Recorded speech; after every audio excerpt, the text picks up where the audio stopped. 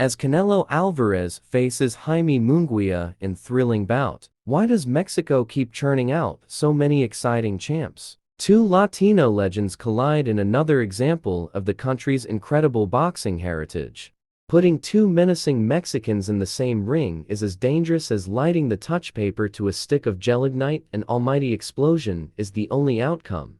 Canelo Alvarez, worshipped godlike in Guadalajara, defends his WBC, WBA, IBF, and WBO World Super Middleweight titles against fellow countryman Jaime Munguia on Saturday. Mexico is famous for many reasons, among them its indigenous heritage, tequila, mariachi bands and tacos. But discerning boxing fans fall in love with the country because it constantly produces elite world champions whose outstanding talents hold them in awe.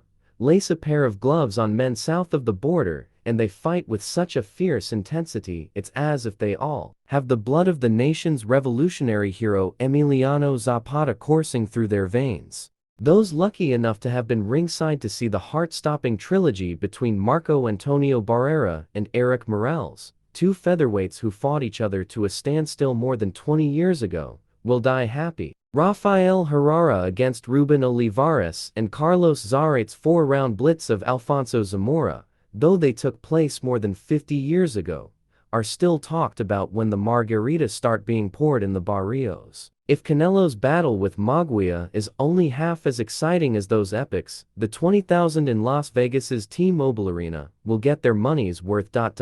So, why does Mexico keep churning out so many exciting world champions? The simple answer is extreme urban poverty. When I covered my first fight in Mexico City in 1967, wherever I went, there were bare-fisted kids sparring with each other in the streets. Artur Hernandez, one of Mexico's most successful managers, employed 6 full-time trainers at his downtown gym. He told me, when they opened the doors every morning, there were dozens of youngsters with their sneakers wrapped in newspaper, pleading for an opportunity to spar with the pros to earn a few pesos. No better breeding ground for future greats. I have been blessed with having seen Latino legends Barrera, Olivares, Vicente Salivar, Julio Cesar Chavez, and Salvador Sanchez tragically killed at 23 when he crashed his Porsche in the flesh. Alvarez's record is mind-boggling. He's won world titles from light middleweight to light heavyweight, has lost just 2 of his 60 for contests, and has unified 3 divisions. So he more than deserves to be included in such exalted company. Canelo,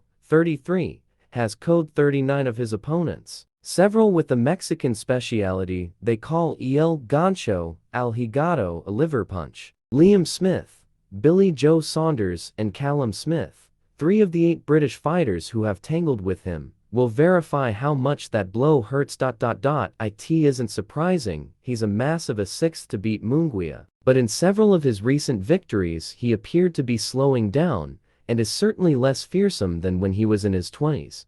Alvarez's last 4 fights have gone the full 12 rounds, and he hasn't knocked out anyone for 3 years, which must give Munguia a confidence boost. Canelo for years has been considered pound for pound the best fighter on the planet, but according to some pundits has dropped down the pecking order, behind Terence Crawford and Japan's Naoya Inoue. Munguia, 27, a former WBO light middleweight champion, has never met anyone in Alvarez's, but he is quite a handful unbeaten after 43 fights. He's scored 34 KOs, he never stops throwing punches from every angle, and in his last fight, he stopped Londoner John Ryder in 9 rounds, something Alvarez couldn't do when they met 12 months ago.